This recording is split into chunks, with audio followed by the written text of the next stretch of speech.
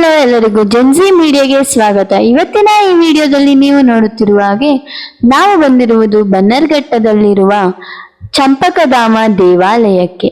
ಈ ದೇವಾಲಯವು ಕರ್ನಾಟಕದ ಬೆಂಗಳೂರು ನಗರ ಜಿಲ್ಲೆಯ ಆನೇಕಲ್ಲು ತಾಲೂಕಿನ ನಾರಾಯಣಘಟ್ಟ ಎಂಬ ಗ್ರಾಮದಲ್ಲಿದೆ. ಈ ದೇವಾಲಯವು ಹೊಸೂರು ಮುಖ್ಯ ರಸ್ತೆ ಚಂದಾಪುರ ವೃತ್ತದಿಂದ 6 ಕಿಲೋಮೀಟರ್ ದೂರದಲ್ಲಿ ಇದೆ. ಬನ್ನರ್ಘಟ್ಟಕ್ಕೆ ಇನ್ನೇನು ಅರ್ಧ ಕಿಲೋಮೀಟರ್ ಇರುವಾಗ ಪಶ್ಚಿಮ ದಿಕ್ಕಿನಲ್ಲಿ ಬೃಹತ್ ಏಕಶಿಲಾ ಬೆಟ್ಟವೊಂದು ಕಾಣಿಸುತ್ತದೆ.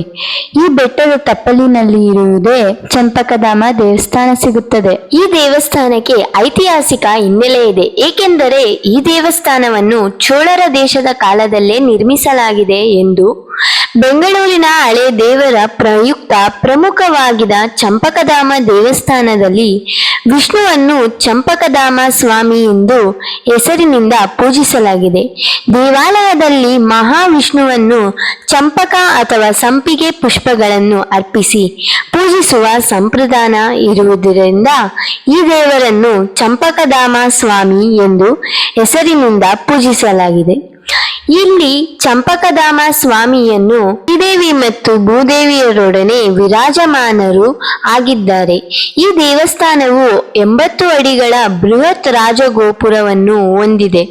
ಬಹುದೂರದಿಂದಲೇ ಭಕ್ತರನ್ನು ಆಕರ್ಷಿಸುತ್ತದೆ. ಈ ದೇವಸ್ಥಾನದಲ್ಲಿರುವ ಚಂಪಕಧಾಮ ಸ್ವಾಮಿಯನ್ನು ಜನ್ಮಜಯ ರಾಜ ಪ್ರತಿಷ್ಠಾಪಿಸಿದ್ದಾರೆ ಎನ್ನಲಾಗುತ್ತದೆ.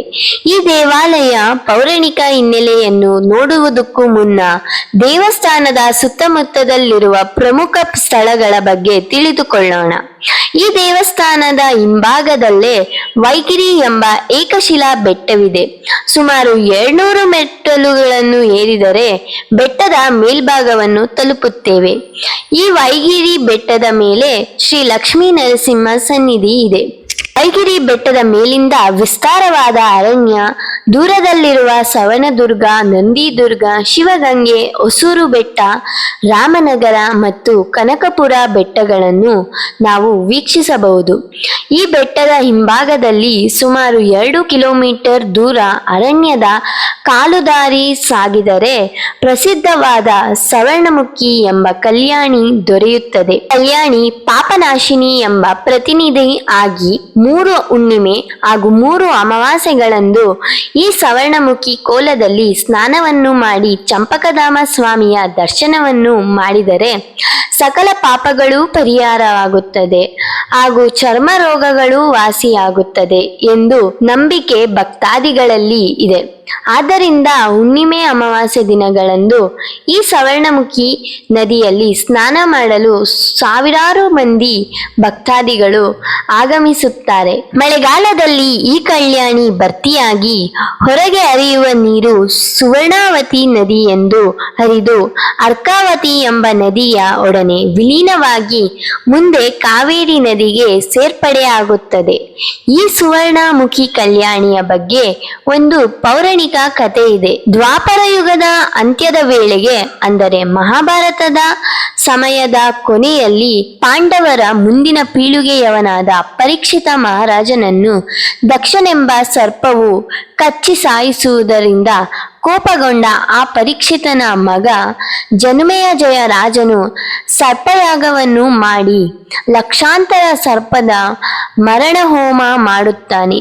ಈ ಪರಿಣಾಮವಾಗಿ ಆತನಿಗೆ ಸರ್ಪದೋಷ ಉಂಟಾಗಿ ಚರ್ಮ ರೋಗವು ಬರುತ್ತದೆ. ಇದರ ಪರಿಹಾರಕ್ಕಾಗಿ ಆತನು ಎಲ್ಲಾ ಕ್ಷೇತ್ರಕ್ಕೂ ಭೇಟಿ ನೀಡುತ್ತಾನೆ. ಆದರೆ ಆತನ ಚರ್ಮ ರೋಗ ನಿವಾರಣೆ ಆಗುವುದಿಲ್ಲ. ಕೊನೆಗೆ ಕಟ್ಟಕಡೆಯಾಗಿ ಈಗಿನ ಬನ್ನರ್ಘಟ್ಟ ಪ್ರದೇಶಕ್ಕೆ ಆಗಮಿಸಿದ.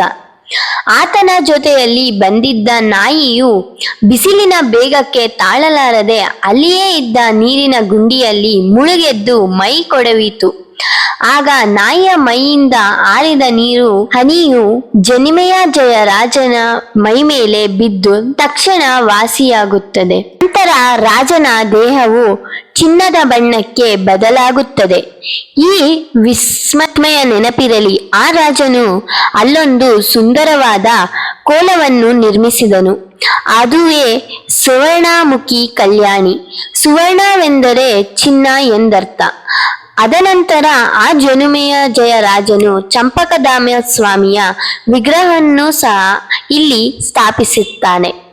ಆದ್ದರಿಂದ ಈ ಕ್ಷೇತ್ರಕ್ಕೆ ಸುವರ್ಣಮುಖಿ ಕ್ಷೇತ್ರ ಎಂದು ಹೆಸರು ಬರುತ್ತದೆ. ಸುವರ್ಣಮುಖಿಯ ಕಲ್ಯಾಣಿ ವಿಶೇಷತೆ ಏನೆಂದರೆ, ಈ ಕಲ್ಯಾಣಿಯ ತಟದಲ್ಲಿ ಆಂಜನೇಯ ಸ್ವಾಮಿಯ ವಿಗ್ರಹವನ್ನು ಕೆತ್ತಲಾಗಿದೆ. ವರ್ಷಕ್ಕೊಮ್ಮೆ ಈ ಕಲ್ಯಾಣಿಯ ನೀರನ್ನು ಖಾಲಿ ಮಾಡಿ ಆಂಜನೇಯ ಸ್ವಾಮಿಗೆ ಪೂಜೆ ಸಲ್ಲಿಸಲಾಗುತ್ತದೆ. ಅನಂತರ ಕಲ್ಯಾಣಿ ನೀರನ್ನು ಮತ್ತೆ ತುಂಬಿಕೊಳ್ಳಲು ಬಿಡಲಾಗುತ್ತದೆ. ಸುವರ್ಣಮುಖಿ ಕಲ್ಯಾಣಿ ನೀರು ಹಲವಾರು ರೋಗಗಳ ನಿವಾರಣೆ ಮಾಡುವ ಅದ್ಭುತ ಶಕ್ತಿಯನ್ನು ಹೊಂದಿದೆ. ಸುವರ್ಣಮುಖಿ ಕಲ್ಯಾಣಿ ಮಾವು, ಬೇವು, ದೇವದಾರ, ಹತ್ತಿ, ಶ್ರೀಗಂಧ ವೃಕ್ಷಗಳಿಂದ ಆವೃತವಾಗಿರುವ ಸುಂದರ ಪರಿಸರದಲ್ಲಿ ಇದೆ. ಈ ಕಲ್ಯಾಣಿಯ ಸಮೀಪದಲ್ಲಿ ಗಣಪತಿ, ಲಕ್ಷ್ಮಿ, ಹನುಮ, ಪರಶಿವ ಮುಂತಾದ ಪುಟ್ಟ ದೇವಾಲಯಗಳಿವೆ. ಬನ್ನರ್ಘಟ್ಟದ ಚಂಪಕಧಾಮ ದೇವಸ್ಥಾನವು ಬೆಂಗಳೂರಿನಿಂದ ಕೇವಲ 20 ಕಿಲೋಮೀಟರ್ ದೂರದಲ್ಲಿದೆ. ಈ ದೇವಾಲಯ ನಮ್ಮ ಕರ್ನಾಟಕದ ಸರ್ಕಾರದ ಉಸ್ತುವಾರದಲ್ಲಿ ಇದೆ.